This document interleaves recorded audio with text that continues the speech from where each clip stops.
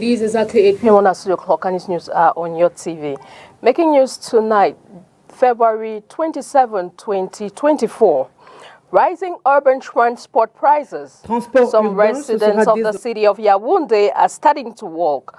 The goal is to reduce distances and pay the old prices. Since February 26, the new prices are 350 francs during the day and 400 francs at night. In addition, activities to mark the 39th edition of the International Women's Day has been launched today at the Governor's office here in the Littoral region. The stories in full and more will be yours right ahead. Thanks for joining in, ladies and gentlemen. You're watching the 8 p.m. Balingo Primetime Newscast on your TV, STV, and we kick start right away, and it's in the French language, and it's with you, Makeda Lidinyoton. Bonsoir. Bonsoir Christelle Assec, mesdames, messieurs, bonsoir. Nous vous le disions dans les titres. Transport urbain, c'est officiel. Le prix du ramassage du jour est de 350 francs CFA et 450 francs la nuit. Ces tarifs résultent des concertations entre le gouvernement et les syndicats. L'arrêté du ministre du Commerce rendu public le 26 février est plutôt bien accueilli par les conducteurs de taxi rencontrés ce jour dans la ville de Douala. Orient Donkin. Transport urbain, ce sera désormais 350 francs ramassage de jour et 400 francs la nuit. Et c'est bien. Oui, c'était bien, c'est bien fait maintenant. On va se débrouiller, ça va aller. Hier, je me suis battu jusqu'à j'ai trouvé quelque chose et rentrer à la maison par rapport à avant là. C'était bien. Dans un arrêté rendu public ce 26 février 2024, le ministre du Commerce fixe les tarifs harmonisés des transports urbains par taxi, périurbains et interurbains par car et autobus sur l'ensemble du territoire national. Ceci est la résultante de concertations entre le gouvernement et plusieurs syndicats. Oui, je pense que en mettant le transport à 350 en journée et 400 la nuit, ça va un peu équilibrer les choses. Donc je pense que de cette manière-là, on pourra un peu s'en sortir. C'est-à-dire que le soir, on pourra verser la recette du patron, carburer et avoir au moins la ration de la maison. Toutefois, un problème demeure. Il faut les pièces de monnaie au moment du remboursement. Pas du tout à cause de la monnaie. Le problème de monnaie, il faut rembourser 150 aux clients. C'est difficile pour nous de rembourser le client. L'affaire de monnaie là dérange un peu beaucoup là. Donc vous aurez aimé quoi? Bon, avec l'affaire d'Orange Money là, on est en train d'essayer un peu qu'on nous paye par Orange Money pour voir si ça allait. Bon, maintenant aussi, il faudrait aussi un truc la grille des prix pour Orange Money là devant pour qu'on puisse au moins savoir l'argent parce qu'on n'a pas on a trop de problèmes de monnaie dehors. Bien qu'ils étaient appliqués par certains transporteurs de façon officieuse, depuis ce 26 février 2024, ce sera donc ramassage de jour 350 francs, 400 francs la nuit, dépôt de jour 3000 francs et 3500 francs de nuit. Les tarifs de nuit sont en vigueur de 22h à 5h du matin. La tarification plafond applicable aux élèves, aux étudiants et aux personnes à mobilité réduite est fixée à 300 francs le jour et 350 francs la nuit. Il faut également préciser que ces tarifs sont négociés de gré à gré entre le client et le transporteur suivant l'itinéraire à parcourir. Hausse du prix du transport urbain toujours. Certains habitants de la ville de Yaoundé optent pour la marche à pied. But avoué, réduire les distances et payer les anciens prix. Depuis hier, les nouveaux tarifs sont 350 francs CFA en journée, on rappelle, et 400 francs CFA dans la nuit. Une augmentation diversement appréciée par les habitants de la capitale. Inès Chournou-Pangan et Dieudonné Niassa. La marche à pied est l'activité la mieux partagée par plusieurs habitants de la ville de Yaoundé ce 27 février 2024. Au lendemain de la signature d'un arrêté fixant les prix harmonisés des transports en commun par le ministre du Commerce, nombreux sont ceux qui ont choisi de réduire leur distance en marchant pour payer moins. Pour prendre le taxi, tu dois d'abord marcher pour justifier 100 francs. Et après, tu proposes ton argent que tu as avant de marcher. Oui, donc c'est un peu ça qu'on fait. Et vous voyez que je suis en train de transpirer. C'est parce que j'ai marché d'abord pour 100 francs pour arriver au travail. C'est chaud, je ne vais pas vous mentir déjà parce que ça casse d'abord notre budget.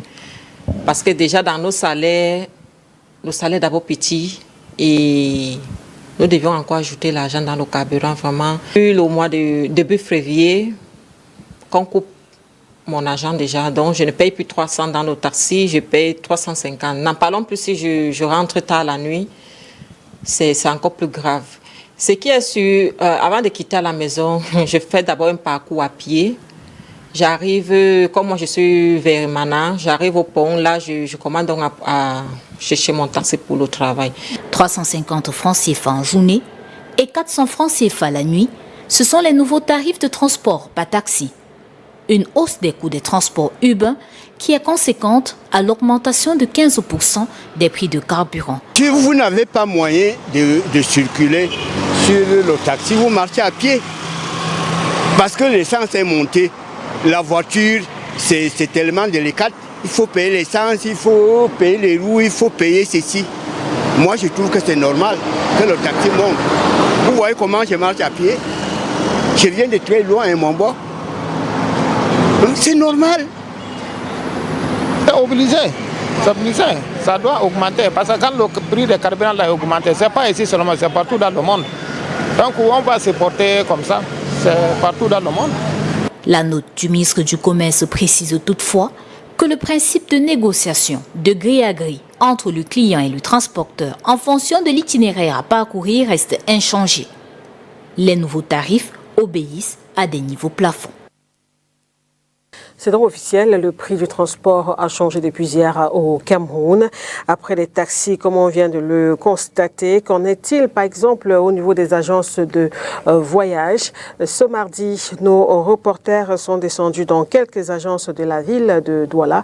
Nouveaux tarifs et réactions de la clientèle, c'est le reportage que signe Léla Ranganze ce soir. 30 000 francs CFA à débourser en plus en frais de carburant depuis l'augmentation du prix des carburants à la pompe.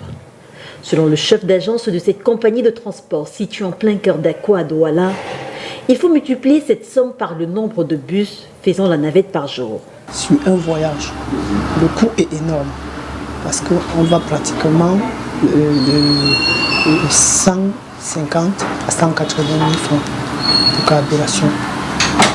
Et vous voyez donc, il y a une augmentation de 30 000, ce qui n'est pas du tout facile.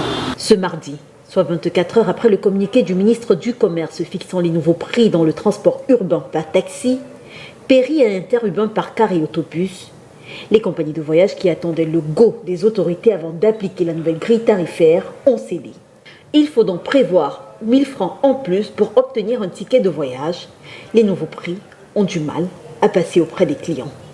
Beaucoup ne comprennent pas que lorsqu'il y a eu augmentation de carburant, forcément, il y a aussi chute de carburant dans cette voiture qui les amène tous les jours.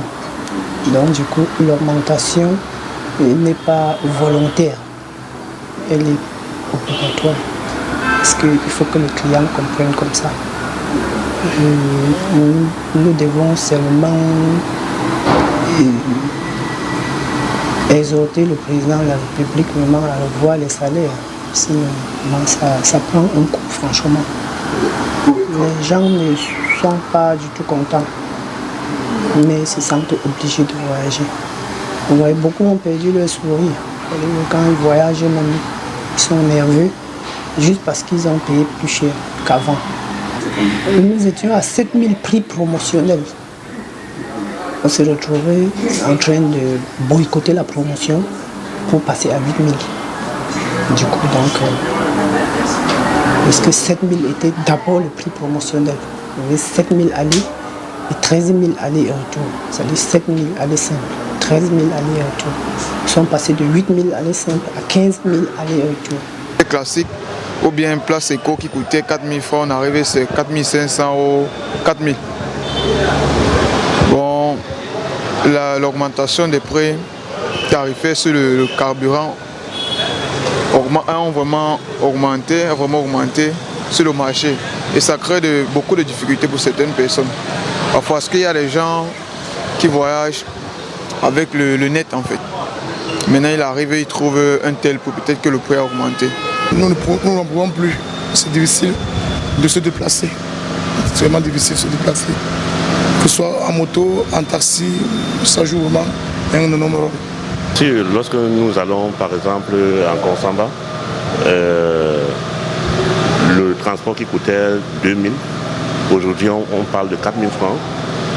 Oui, lorsque nous prenons, et là on parle du prix du carburant, l'augmentation du prix du carburant. Donc les chauffeurs même en question profitent de cette occasion pour mettre des prix vraiment exorbitants.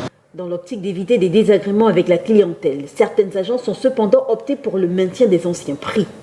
Alors, oui, justement, comme tous les Camerounais, nous avons reçu la nouvelle de l'augmentation du prix de carburant. Nous avons été pris de court.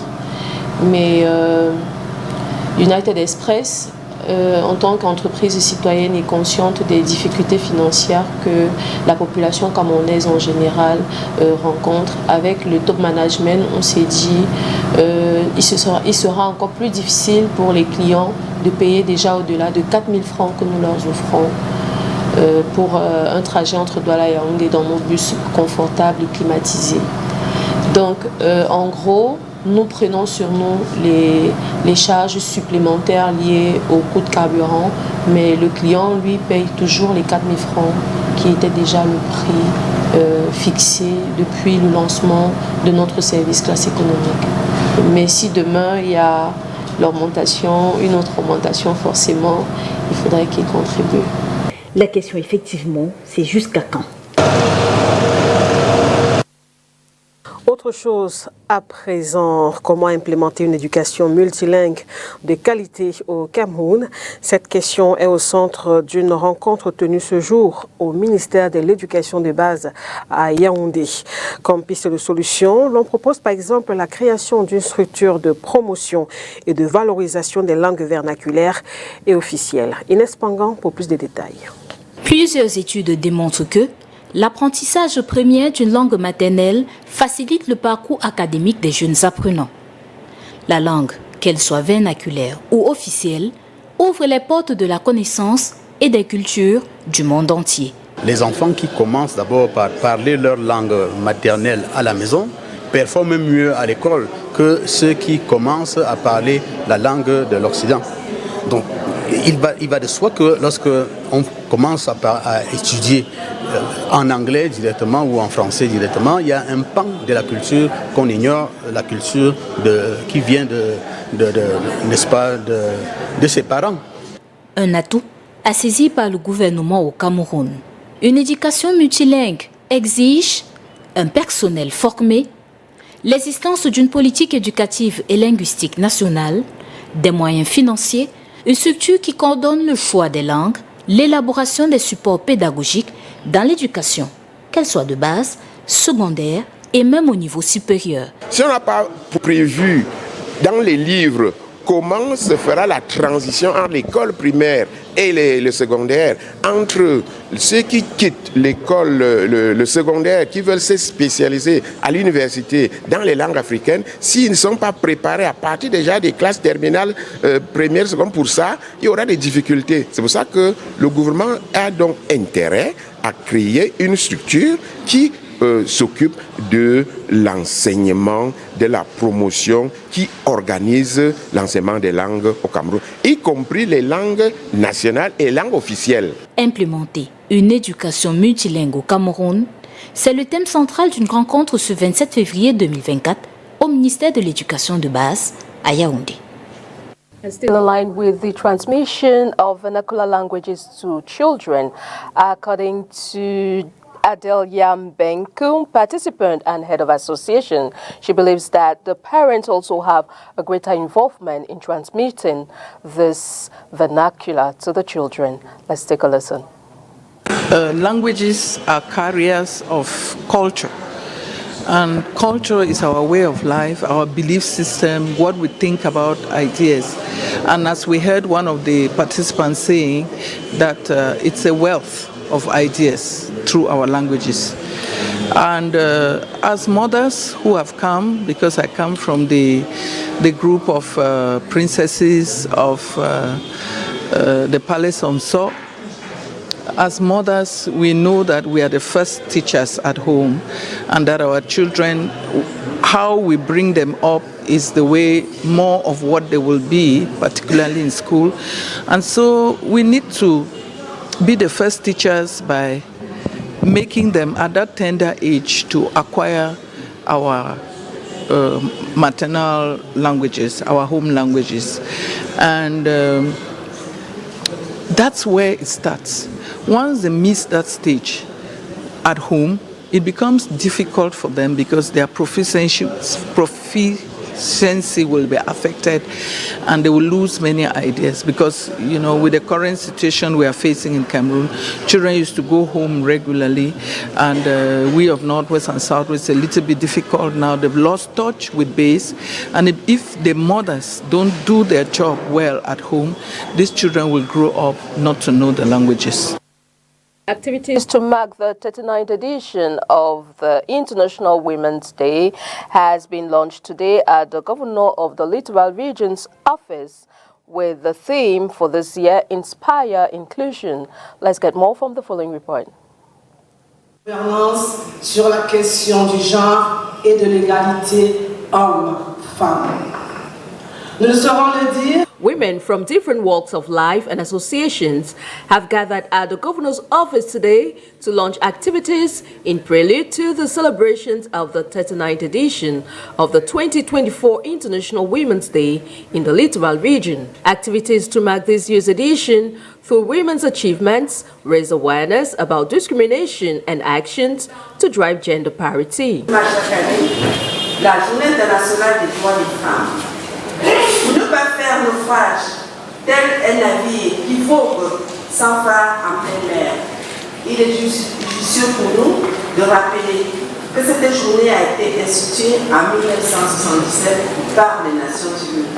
Suite à des luttes ouvrières et des manifestations féministes réclamant le droit de vote et les meilleures conditions de travail et le droit de vote. En outre, cette journée est tributaire de la stratégie globale adoptée par la communauté internationale pour trouver une solution aux inégalités entre les hommes et les femmes dont les efforts sont néfastes pour la paix et le développement durable. Du point de vue pratique, le 8 mars est une journée qui permet particulièrement de tirer la sonnette d'alarme sur la condition de la femme et de la jeune fille dans le monde entier, en vue d'une prise de conscience face aux problèmes auxquels elles sont confrontées au quotidien. Afin de susciter de la part des acteurs sociaux et institutionnels des mesures concrètes de nature à garantir le respect de leurs droits en tant que citoyennes et personnes humaines. In the course of this launch, the women leaders of associations and groups presented some of their plan of actions and activities which will gear towards inspiring others to inspire and value women inclusion and inspire the women to also be inspired to be included. Vous m'avez entendu dire que investir en la femme, c'est la protéger. Tu ne peux pas investir en quelqu'un que tu vas perdre un jour. Tu auras fait un mauvais investissement. Il faut la protéger contre un certain nombre d'ennemis, de personnes qui ne voudront pas que la personne avance. J'ai essayé de développer ce que c'est que cette profession. Après, j'ai dit, mais il faut la mettre à l'abri de la mendicité. Qu'elle cesse de réveiller son mari ou son grand frère ou son père le matin pour dire les enfants n'ont rien à manger. Il faut, non, il faut l'autoriser, qu'elle soit autonome, qu'elle soit capable d'organiser la veille, des jours avant, les lendemains d'elle-même, de sa famille. Et dans sa famille, elle allait trouver son mari, son frère, son père, sa mère, ses soeurs, y compris ses enfants qui sont. Aujourd'hui, vous avez des femmes qui se posent comme des chefs de famille. Il n'y a pas un nom. Donc il faut qu'elle soit autonome, qu'elle ne réfléchisse pas par rapport à quelqu'un qui va venir lui l'aider, mais qu'elle organise son entraide personnelle. Et j'ai dit qu'il faut également alors l'aider à survivre. It is worth mentioning that this day remains an opportunity for women to not only remember the struggles and resistance that they have endured, but also recognize their many achievements. S'inscrit dans investir en faveur des femmes. Nous allons vous proposer ce reportage sur l'ouverture de la 23e session d'évaluation des livres et manuels scolaires du premier cycle de l'enseignement secondaire général. Cette ouverture a eu lieu ce jour à Yaoundé en présence de la ministre des Enseignements secondaires. Au cours des travaux, les experts doivent évaluer plus de 500 livres des deux sous-systèmes. Enjeu de cette session avec vous, Olivier Bouzique et Thierry Hon. 6 ans après l'instauration du livre unique, le comité d'agrément du manuel scolaire et matériel didactique s'appuie sur cette première expérience pour cette autre évaluation. Les éditeurs ont été notifiés des nouvelles orientations relatives à l'amélioration des contenus des programmes du premier cycle de l'enseignement général. Et les éditeurs ont eu 1 an pour se préparer. Nous avons reçu 532 offres de 50 éditeurs, dont 4 étrangers, 1 en coédition et 45 Camerounais. Et nous avons reçu pour les deux sous-systèmes 286 manuels pour le sous-système anglophone. De ces 286 manuels, nous avons la délicate et difficile tâche de n'en retenir que 77. Pour le sous-système francophone, nous avons reçu 246 livres. De ces 246 livres, on doit retenir 56 livres. Conséquence, il y aura plus de dessus que d'heureux, d'autant plus que le montant fixé pour le dépôt est passé de 50 à 100 000 par manuel et vu l'investissement consenti. Cependant, le comité ne compte pas fléchir sur l'exigence, qualité, quantité et prix. Un livre fait pour des élèves doit être robuste et la robustesse tient à la qualité du papier qu'on utilise. Le livre doit être collé et cousu. Maintenant, ceux qui évaluent le contenu sont donc les experts des différentes disciplines enseignées à l'école. Il s'agit de vérifier que le livre ne comporte pas de contre-valeurs civiques, citoyennes. Les valeurs ne promeuvent pas quelque chose qui heurte nos mœurs. Si le livre a des définitions, est-ce qu'elles sont exactes? Si le livre a des références, est-ce que les sources sont vérifiables et fiables? Le respect de l'approche pédagogique qui est l'APC, c'est noté sur 20 points. Nous disqualifions systématiquement les livres truffés de fautes. Les manuels retenus au cours de cette 23e session seront insérés dans les programmes scolaires durant les 6 prochaines années. Away from our local story, we now take on our international stories. And this time we take you over to the United States of America, where the U.S. military has been forced to dip into its own funding to cover American training of Ukrainian forces, a strategy that could leave the army short on finances in Europe as the Russian war on Ukraine enters its 3rd year. More with our international partners, the Voice of America. While Congress has yet to pass a defense budget or take up a House vote on supplemental military aid to Ukraine, the U.S. Army is now footing the bill for its training of Ukrainians. It is an essential mission. We can't turn our backs on them. And so, yeah, absolutely. Our Army, our services are going to have to start talking and making some tough decisions that are going to impact the entire force. Army officials tell VOA that if nothing changes, U.S. Army Europe and Africa will run out of funding for everything, including support to Ukraine and U.S. operations and exercises with NATO allies at the start of summer.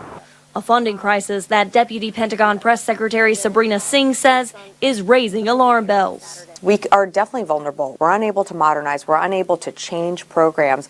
It's like fighting with one arm tied behind our back. As analysts point out, Russia's war against Ukraine still looms large over the European continent. And if you start curtailing training and readiness of U.S. forces in Europe, then that is another gift of Vladimir Putin. a gift that Army veteran and former Capitol Hill staffer Brad Bowman says will encourage further aggression from Russia and come at a far higher price than the current budget or foreign aid supplementals. It's providing Ukraine weapons today so we don't have to have Americans giving their lives tomorrow. It's really that simple. Ukraine's foreign minister recently told CNN that Ukraine would not have lost the city of Avdiivka, where Kyiv's forces recently withdrew, had Ukraine received all the artillery ammunition that was needed to defend it. Do you agree with his assessment? I do. Avdiivka was a strategic withdrawal, but that was a withdrawal because of congressional inaction. There is a direct link. This is the 5th straight month that the Pentagon has operated without a full budget, and it has not sent a new round of military aid to Ukraine since late December. Carla Babb, VOA News, the Pentagon.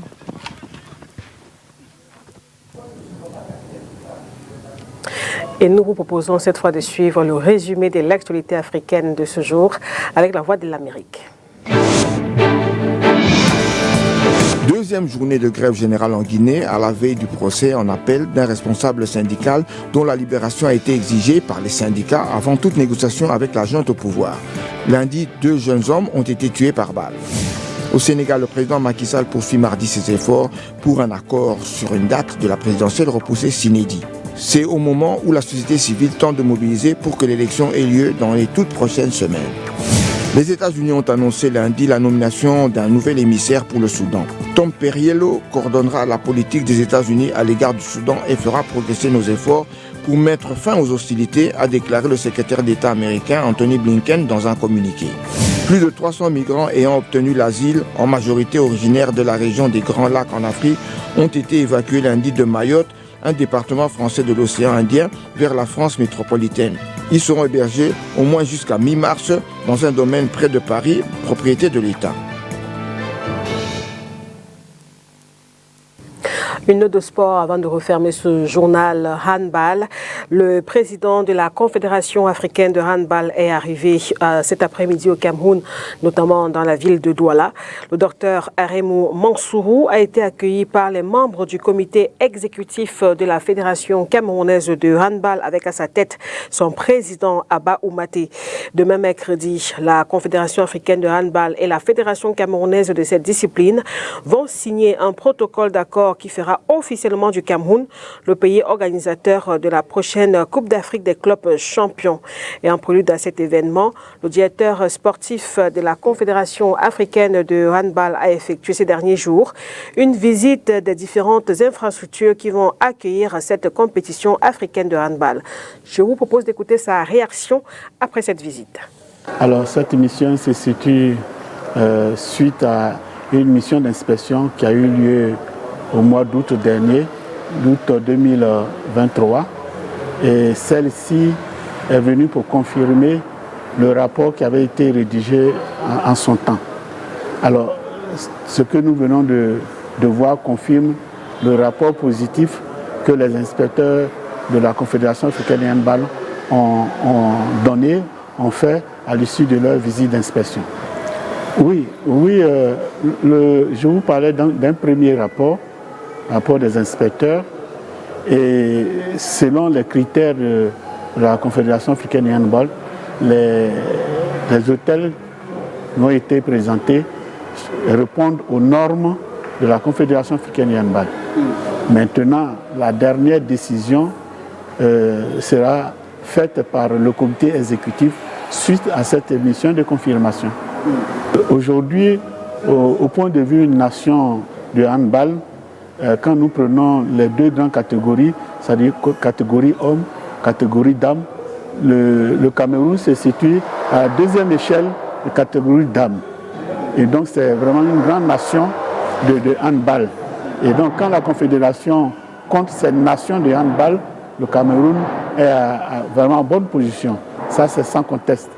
C'est sans conteste, puisque le Cameroun est déjà classé pour faire le tournoi de qualification olympique.